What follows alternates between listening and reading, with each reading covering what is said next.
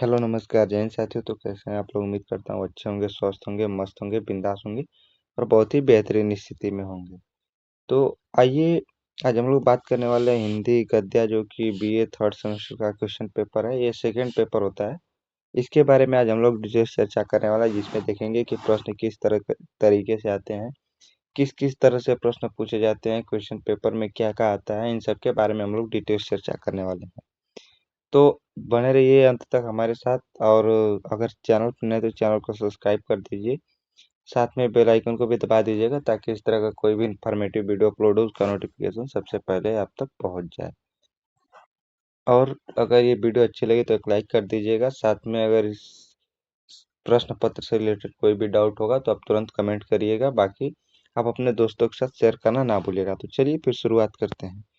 देखते हैं यहाँ पर, ये देखिए क्वेश्चन पेपर हो गया। एक एक करके यहाँ पे हम लोग देखने वाले हैं। ये देखिए, ये इसमें जो है कि आपको टोटल 3 घंटे का समय मिलेगा। 75 नंबर क्वेश्चन होता है इसमें।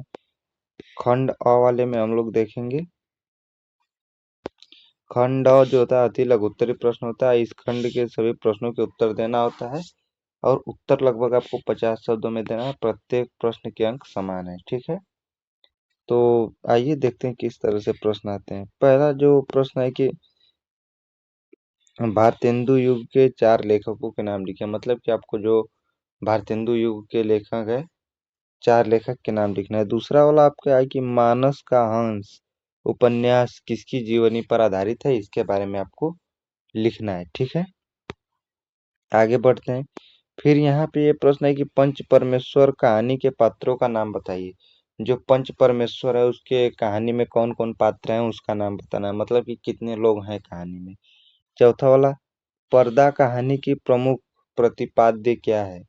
जो पर्दा कहानी है उसका प्रमुख प्रतिपाद्य क्या है। अब आगे बढ़ते हैं। यहाँ पे है प्रसाद युगीन प्रमुख नाटककारों के नाम लिखे। मतलब कि जो जयशंकर प्रसाद के युग में थे प्रमुख नाटककार, उनका नाम लिखना है, ठीक है। तो इनमें एक तो ये जयशंकर प्रसाद खुद हो जाएंगे, ठीक है। छठवां वाला है कि आचार्य रामचंद्र शुक्ल के निबंधों की प्रमुख विशेषताएं ये बताइए। मतलब कि आचार्य रामचंद्र शुक्ल जी के निबंध की क्या क्या प्रमुख विशेषताएं थी उसको आपको बताना है, ठीक है। सातवां वाला है कि ऋण जल धन जल किस विधा की रचना है। मतलब कि ऋण जल धन जल किस विधा की रचना है। मतलब कि ये कहानी है, उपन्यास है, नाटक है, कि जीवनी है, इसके बारे में आपको बताना है। फिर उसके बाद है कि आत्मकथा एवं जीवनी में क्या अंतर है।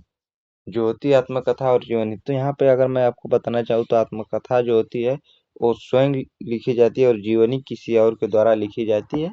बाकी आप लोग इस पे एक बार देख लीजिएगा, ठीक है। संस्मरण विधा से आप क्या समझते हैं। मतलब जो संस्मरण विधा है इसके बारे में आप क्या समझते हैं।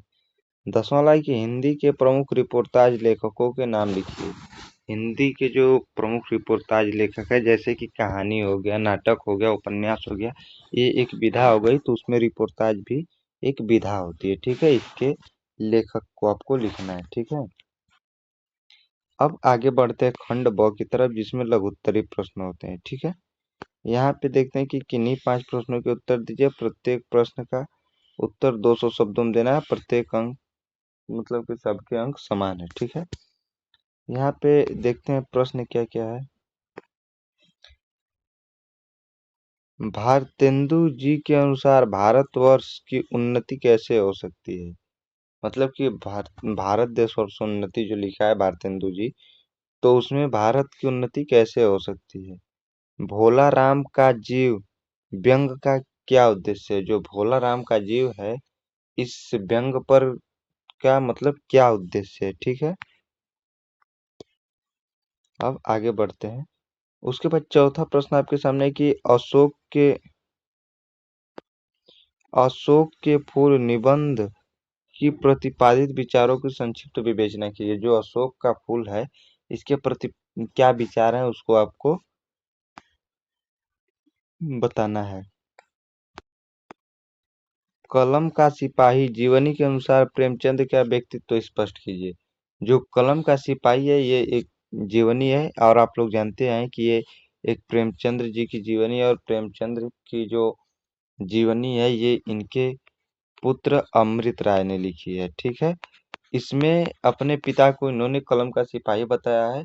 तो इसमें प्रेमचंद्र के व्यक्तित्व क्या है इसको स्पष्ट करना है। मतलब जो प्रेमचंद्र जी ने कई किताबें लिखी हैं उसके बारे में इन्होंने इनके कलम की सिपाही की संज्ञा दी। छठवां क्वेश्चन है कि आचार्य रामचंद्र शुक्ल के मित्रता निबंध में मित्रता के प्रमुख गुणों पर प्रकाश डालिए। तो आचार्य रामचंद्र शुक्ल जी के जो मित्रता का निबंध है, मित्रता के प्रमुख गुण क्या क्या है, तो उन्होंने बताया है कि मित्र हमेशा अच्छी संगति का बनाना चाहिए, क्योंकि अगर आप कुसंगत में रहेंगे तो आप भी बुरे हो जाएंगे। ठीक है। सातवां वाला है कि पिता कहानी का सारांश लिखे। जो पिता कहानी है उसका सारांश लिखना है। गिल्लू रेखा चित्र में गिल्लू की चारित्रिक विशेषताओं का उल्लेख कीजिए। ये जो है महादेवी वर्मा का है गिल्लू चैप्टर। तो इसमें गिल्लू की चारित्रिक विशेषताओं का उल्लेख करना है आपको। ठीक है। क्वेश्चन नंबर 9 है कि राहुल सांकृत्यायन का परिचय देते हुए उनकी कृतियों पर प्रकाश डालना है आपको। ठीक है। तो जो राहुल सांकृत्यायन है उनका परिचय देना है और उनकी कृतियों पर आपको प्रकाश डालना है। अब आता है खंड स, जिसमें दीर्घोत्तरी प्रश्न होते हैं। मतलब कि इसमें केवल किन्हीं दो प्रश्नों का उत्तर देना है। प्रत्येक प्रश्न का उत्तर लगभग 500 शब्द में देना है। ठीक है। प्रत्येक प्रश्न के लिए अंक समान है। मतलब कि 10-10 अंक का दो प्रश्न करना है आपको। ठीक है। देखते हैं। यहाँ पे है हिंदी आलोचना के उद्भव एवं विकास का पर प्रकाश डालिए। जो हिंदी में आलोचना है उसका जन्म कहाँ से हुआ और विकास किस किस तरीके से होता गया उस पे आपको प्रकाश डालना है। क्वेश्चन नंबर 11 है कि एकांकी कला की दृष्टि से दीपदान एकांकी की समीक्षा कीजिए। मतलब कि जो एकांकी कला होती है उसकी दृष्टि से दीपदान एकांकी का आपको वर्णन करना है। ठीक है। मतलब दीपदान एकांकी में क्या क्या है इसके बारे में आपको बताना है। क्वेश्चन नंबर 12 है कि ध्रुव स्वामिनी नाटक की नायिका की चारित्रिक विशेषताओं पर प्रकाश डालिए। मतलब जो ध्रुव स्वामिनी नाटक की नायिका है इसकी चारित्रिक विशेषताएं क्या क्या है उसके बारे में आपको प्रकाश डालना है।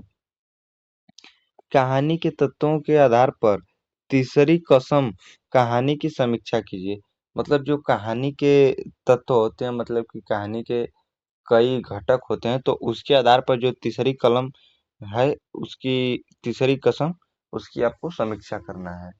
आई होप ये क्वेश्चन पेपर आप लोग को समझ में आया होगा। वीडियो के अंत तक बने रहे उसका बहुत बहुत धन्यवाद। अगर अभी तक आपने चैनल को सब्सक्राइब नहीं किया तो चैनल को सब्सक्राइब कर दीजिए, साथ में बेल आइकन को भी दबा दीजिएगा, ताकि इससे रिलेटेड कोई भी नोटिफिकेशन आपको वीडियो पे चैनल पे अपलोड की जाए तो उसका नोटिफिकेशन सबसे पहले आप तक जाए।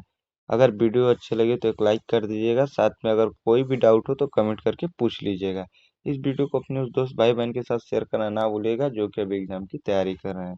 तो फिर मिलते हैं एक नई सुबह नई वीडियो के साथ। तब तक के लिए आप अपना ख्याल रखिए, मस्त रहिए, बिंदास रहिए। धन्यवाद।